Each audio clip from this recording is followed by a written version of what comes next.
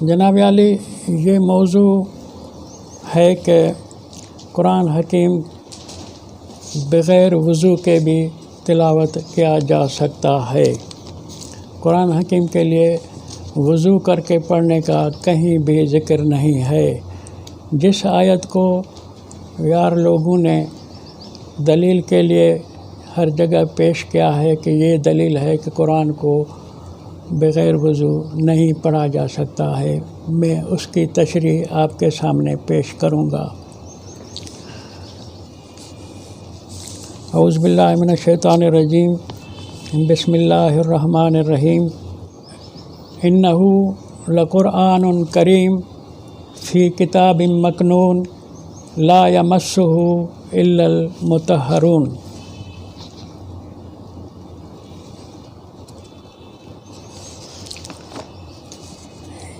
انہ لقرآن کریم، اصل شان کی بات ہے کہ یہ قرآن بہت معزز کتاب ہے۔ فی کتاب مکنون، اس کتاب کے اندر کنایوں کے ساتھ مسائل سمجھائے گئے ہیں، کنایے کی شکل میں تم کو باتیں پیش کی گئی ہیں، چھپے انداز میں تمہیں باتیں سمجھائی گئی ہیں۔ لا یمسہ الا المطہرون، اس چھپی ہوئی بات کو نہیں پہنچ سکتے سوائے صاف ذہن لوگوں کے، سوائے پاک ذہن لوگوں کے۔ اب یہ بات میں کر تو گیا، لیکن آپ سمجھے بھی صحیح یا نہیں سمجھے۔ سمجھنے والی بات یہ ہے کہ کنایا علم ادب کا ایک صنف ہے، استعارہ صنف ہے، محاورہ صنف ہے۔ قرآن کنایوں میں بات کرتا ہے، استعاروں میں بات کرتا ہے، محاوروں میں بات کرتا ہے، اس کا بھی کچھ سبب ہے۔ بے وجہ قرآن ایسے نہیں کرتا۔ اصل بات یہ ہے کہ تہذیب مجلس، تہذیب گفتگو ایک اہم شے ہے، ایک اہم چیز ہے، اس کی بھی بڑی ضرورت ہے۔ بغیر تہذیب کے آدمی ہلکا ہو جاتا ہے، گرا ہوا تصور کیا جاتا ہے، اس کی معاشرے میں، مجلس میں، لوگوں میں اہمیت نہیں رہتی۔ قرآن حکیم نے جو بات کہی کہ انہ لقرآن کریم فی کتاب مکنون، یہ کنایوں میں بات کرتا ہے، ان کنایوں کو نہیں پہنچ سکتا، نہیں چھو سکتا سوائے صاف ذہن لوگوں کے۔ اب میں ایک قرآن کا کنایا پیش کرتا ہوں آپ کی خدمت میں، اس کے اوپر آپ غور کریں، پھر امید ہے کہ آپ کنایے کی اہمیت کو سمجھ جائیں گے۔ وَدَاؤُدَ وَسُلَيْمَانَ إِذْ يَحْكُمَانِ فِي الْحَرْثِ إِذْ نَفَشَتْ فِيهِ غَنَمُ الْقَوْمِ وَكُنَّا لِحُكْمِهِمْ شَاهِدِينَ۔ داؤد علیہ السلام، جناب سلیمان علیہ السلام اس کا بیٹا، یہ دونوں بادشاہ تھے اپنے دور کے۔ اِذْ يَحْكُمَانِ فِي الْحَرْثِ، جب وہ فیصلے کر رہے تھے فی الحرث، کھیتی کے اندر، اذ نفشت فیہ غنم القوم، جب اس میں قوم کے لیلے بکرے گھس پڑتے تھے اور یہ ایک زیان ہوتا تھا، ان مسائل میں وہ مصروف ہوتے تھے۔ باپ بیٹے دو بادشاہ اس مسئلے میں مصروف رہتے تھے اور ہر وقت پریشان تھے کہ اس کو کس حوالے سے حل کریں۔ مسئلہ تو بہت معمولی ہے، دیکھنے میں، ظاہر میں معمولی ہے، کیونکہ کھیتی میں اگر بکرا پڑ گیا تو اس میں دو بادشاہ آ جائیں اور ان کو لیے فیصلے کریں، ان کے بندش کے لیے کوئی قوانین لاگو کریں، یا ایسے کریں کہ ان کے مالکوں کو کہیں کہ تم بکرے اپنے باندھو، یہ بات ظاہر میں سمجھ میں نہیں آتی۔ اتنے بڑے بادشاہ سلیمان علیہ السلام، داؤد علیہ السلام، جنہوں نے کئی حکومتیں یعنی مخالفوں کی زیر کی تھی اور لشکر دشمنوں کے شکست دلائی تھی ان کو، یہ بکروں کے مسئلے میں پریشان ہیں۔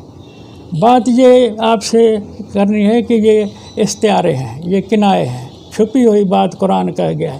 اللہ آپ سے بات کر چکا ہے، اس میں بڑی بات ہے ہرش، کھیتی کا، عربی میں کھیتی کو ہرش کہا جاتا ہے۔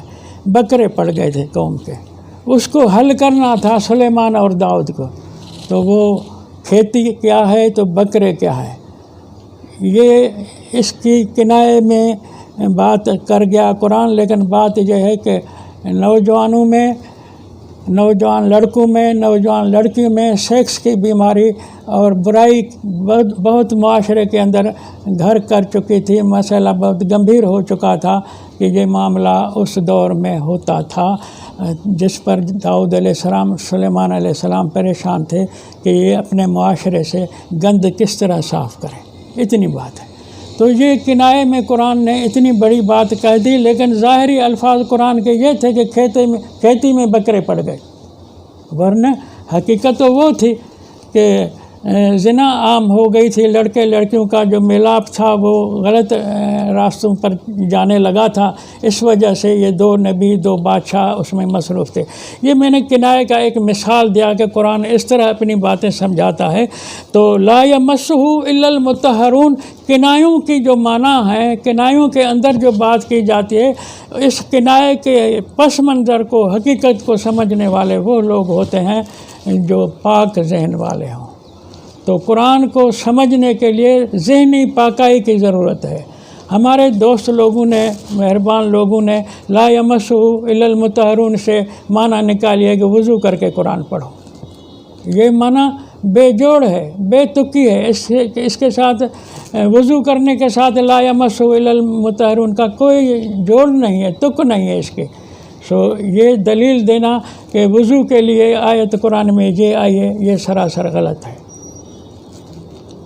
حالانکہ قرآن حکیم نے بھی سمجھایا ہے۔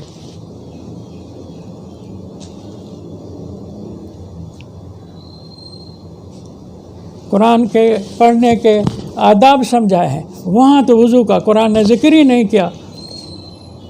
سورۃ النحل میں قرآن فرماتا ہے فَإِذَا قَرَأْتَ الْقُرْآنَ فَاسْتَعِذْ بِاللَّهِ مِنَ الشَّيْطَانِ الرَّجِيمِ،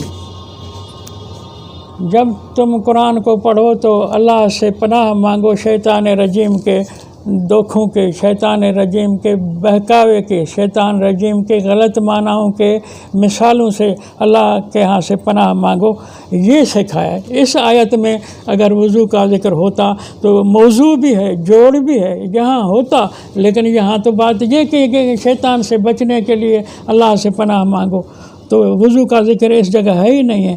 تو وضو کی جگہ پر وضو کا جو تم نے وضو بنایا ہے، تمہارا وضو تو قرآن میں ہے ہی نہیں۔ قرآن کا وضو جو ہے وَإِذَا قُمْتُمْ إِلَى الصَّلَاةِ فَاغْسِلُوا وُجُوهَكُمْ وَأَيْدِيَكُمْ إِلَى الْمَرَافِقِ وَامْسَحُوا بِرُؤُوسِكُمْ وَأَرْجُلِكُمْ، یہاں کہاں ہے تمہارا والا وضو؟ وہ تم وضو جو یہ جس کو وضو تم نے آیت وضو کی بنائی ہے، وہ وضو تم کرتے بھی نہیں ہو۔ یہ تو ابھی میرا موضوع بھی نہیں ہے جس کے اوپر میں بات کروں، لیکن وضو غیر قرآنی عربی ہے، غیر قرآنی عربی کا لفظ ہے۔ آپ قرآن، یہ لوگ جنہوں نے لوگوں کو قرآن سے دور کرنے کے لیے ہیلے کیے ہیں، بہانے کیے ہیں، جعلی معنی مشہور کیے ہیں، جعلی یعنی حوالے مشہور کیے ہیں، انہوں نے کہا ہے کہ لوگوں کو وضو میں قابو رکھیں تاکہ وضو سے یعنی ٹھنڈے پانی سے یا پانی کے کیمیابی سے، پانی کے نہ ہونے سے وہ وضو نہ کر پائیں تو قرآن بھی نہ پڑھیں۔ یہ ان کی سازش ہے قرآن سے روکنے کے لیے، ورنہ انسان جو ہے قرآن کھول کر کے بغیر وضو کے پڑھ سکتا ہے، اس پر کوئی منع نہیں ہے، رکاوٹ نہیں ہے۔